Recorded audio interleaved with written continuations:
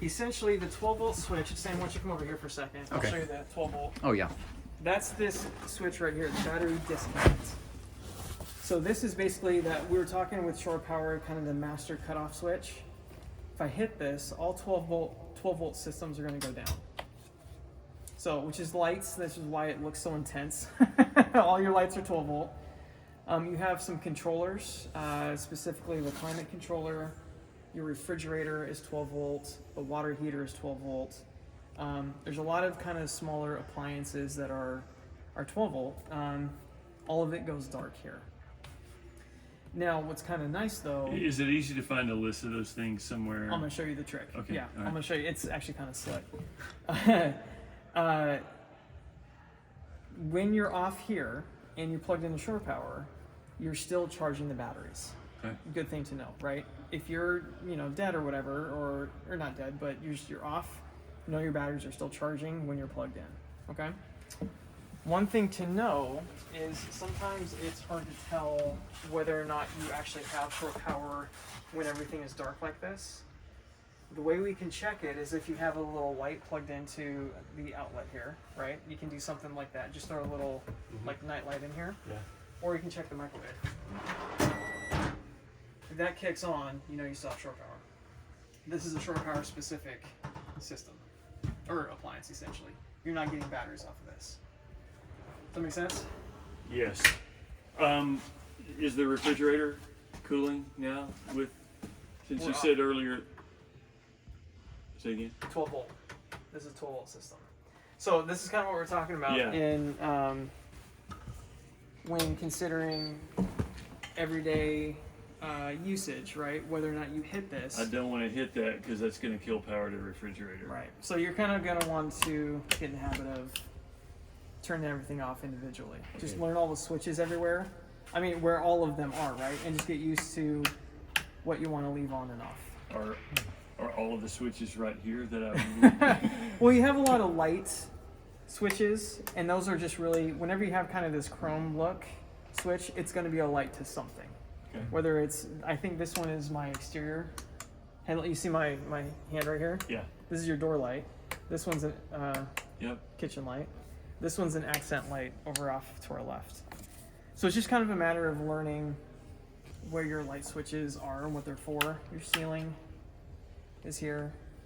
Okay. So these are 12 volt. All of it's 12 volt. Okay. All of it. Yep. Okay, go ahead. I have questions, but I'll let you. No, That's fine. So let's look at where to learn what 12 volt versus 110. Yeah, okay. Kind of a quick way to learn that. Your electrical box here has the breakers and the fuses all tied to it. All your breakers here, labeled here, are the 110 shore power systems. Yep. All the fuses here, labeled here, are your 12 volt. So you can actually just take a picture of this and you'll learn what's running on your 12 volt. Over here, what's running on shore power. Your manual bag has the book on the Airstream too, and it actually has this all listed out as well. So is this a true statement? Every outlet, every AC outlet is 110 and is clean power? Correct. However, I'm gonna make it more confusing for you. Thank you. You've got an inverter on board, Uh-huh. which actually will power a couple of outlets with the inverter from the batteries. So this switch right here, this guy, is a remote for basically that inverter, turns it on, and then, let's see, we have the TV, here we go. I'm gonna pull the TV out just a little bit. You'll see behind it here, the outlet right here next to the TV. Yeah. It has a little blue sticker that says inverter outlet on it. Okay. That outlet is powered off shore power, but let's say you lose shore power and you're just running off the batteries and you wanted an outlet for whatever power, recharge a laptop or something, right? You kick the inverter on, it pulls power from the batteries and inverts it into the 110 at that outlet there or any other outlet that's labeled inverter outlet. So what would be other than what you just described, would there be things that people leave plugged in there all the time? Some people are using a CPAP machine. That's a super critical thing. Okay. So is it always pulling from the battery, or only if you're not on shore. If you're on shore power, Don't even worry about it. You're good. That outlet is just going to work if you're on shore power. and then if you lose power, it kicks over to the inverter or whatever. You have to activate the You have- inverter down here. Okay. So you can. Think of it as you can, but it's not an automated thing. I think that's kind of the trick with the inverter, is that you have to actually engage it in order for it to pull that power and do that work. And it's actually a good thing because the inverter actually uses power just to be on and Yeah, invert, right. You don't want that thing just left on Sure. all the time. So I'm trying to think, other than a CPAP, what would be examples of things that people use that for? So in boondocking, another thing, kind of the reason it's by the TV, it's also up by the stereo, and then I think there's one down below on the table. I see. Entertainment. Like if you're boondocking out in the beach in the middle of nowhere and you want to watch a movie, you totally do that. Tracking with me? So, what are they plugging in though? The TV is plugged in, is connected right now to. Well, so the TV. Let's make this really confusing. Your TV, the way Airstream's wired it, is actually a 12-volt TV. They've changed that on the 23 models. So you technically don't need the inverter just to run the TV, and then you've got a digital antenna to pick up stuff on the airwaves. But let's say you wanted internet. You're on your computer working, right? Your computer is powered by your batteries, you're fully charged, whatever. You don't need to worry about plugging in your computers, but you want internet. Your phones are dead for some reason. Okay? So you're relying on your Starlink system to work. Your Starlink system, I believe, It needs power. requires power, right? It requires the 120, 110, Yep, right? The AC power. Same as our That's like, what you would plug in. like our little Apple TV device. Correct, yeah, same So- deal, right? Yeah, yeah, yeah. But I have the option, I guess, of leaving it plugged in to one of these blue things, but I have to have that power on. Correct. And in that case, the inverter's just running all the time. And assuming we're on shore power, then that's okay? Or would you recommend that if we have shore power, I plug the Apple TV into something else other than one of these blue inverter Well, so outlets? if you're plugged into shore power, the inverter thing doesn't matter. Just take that out of your So head. those outlets will work, and they're pulling power from the shore Correct, power. yeah. Shore power. Okay, I wasn't clear about that. Yeah. This is I only in the have event, to turn the inverter on in the cases we lose shore power, and then we'll power those inverter things. Correct. So I can use that outlet 24/7. I just have to remember to turn that on when we lose power. When you lose power. Lose shore. That's right. Yeah. Okay. So all right. Sorry. no, you got it. This is kind of a harder for newbies. This is a hard thing to get. So you nailed it. That was perfect. It is really just kind of a fail-safe for, since you're going to be plugged in all the time. It's backup to give you a couple of kind of lower powered, wattage-wise, right? How big those appliances are. Some options to run them if you end up losing shore power. That's exactly how to Are think those about 15 amp circuits? Yeah. So yeah, I know just enough to Ask a question, it. You're fine. but I may not be smart enough to understand the answer. We'll get you there. So We'll get you there. I know that there's different kinds of inverters that that will deliver clean power versus not. And are It's a these sine wave thing. Yeah. Are these this clean, is a pure like- sine. so I could plug a computer into it and Yeah. it's not gonna. Okay. It's pretty safe. Yeah. Cool. Yep. Yeah. Let's see. Okay. So it's making more sense. Sorry it's for kind all of- the detours. but- No, it's fine. These are all kind of important things for you. So 'cause we have you're that one there. You said there's one up of on those. the left, right above Sam's head there. You've got the outlet right there. We're gonna talk about that later, I guess. This thing. The whole thing, yeah. So basically, you have your stereo. That was playing as we walked in. I've got it just turned down at the moment. Okay. Crank it if you want. And there's another one of those inverter outlets in the In bed. the bedroom, yeah. There's one more in there. So I think you have And 4 total. And they're all 15 amp.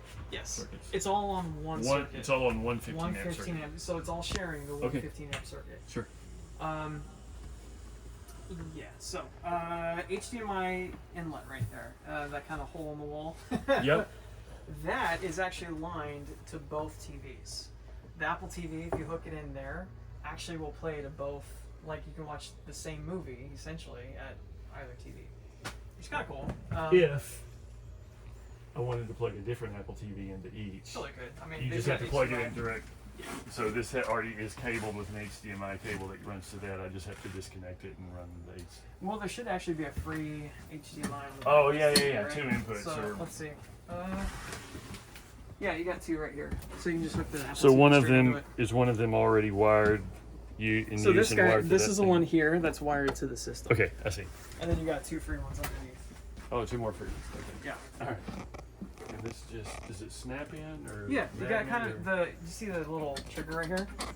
It links up with this arm right. There's a little hole on the bottom side. So you basically just line it up and it should click into place. So I'm not sure. I didn't follow. Here, why don't you go ahead and pull the thing out again?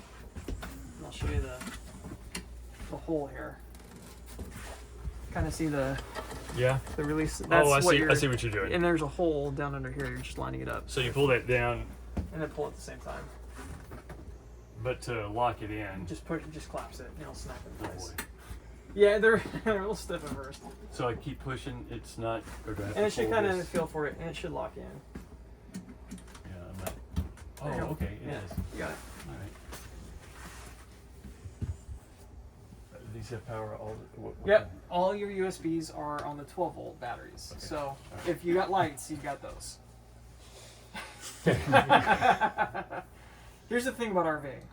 You just freaking do it, man, and you figure it out. That's the reality. You just dive in and go. Sure. You're not going to be an expert today, maybe tomorrow. Yeah. All right. All right. I have your number on speed dial. Yes, you do. You might get bumped down the list. I understand. Just remember, I'm the videographer. So. That's right. Okay, so let's take a seat here and let's look at stuff that's going on underneath the TV. It's kind of a weird angle to get to, but kind of just these are some of the controllers and remotes that are all working 12-volt battery battery systems, but do different things. As mentioned before, this is our inverter power on-off. Basically, just press to turn it on. It lights up, and it's going to show you the voltage reading on the batteries. And then this button will show you what it's inverting to on the voltage. So you basically are just looking at the DC versus AC power.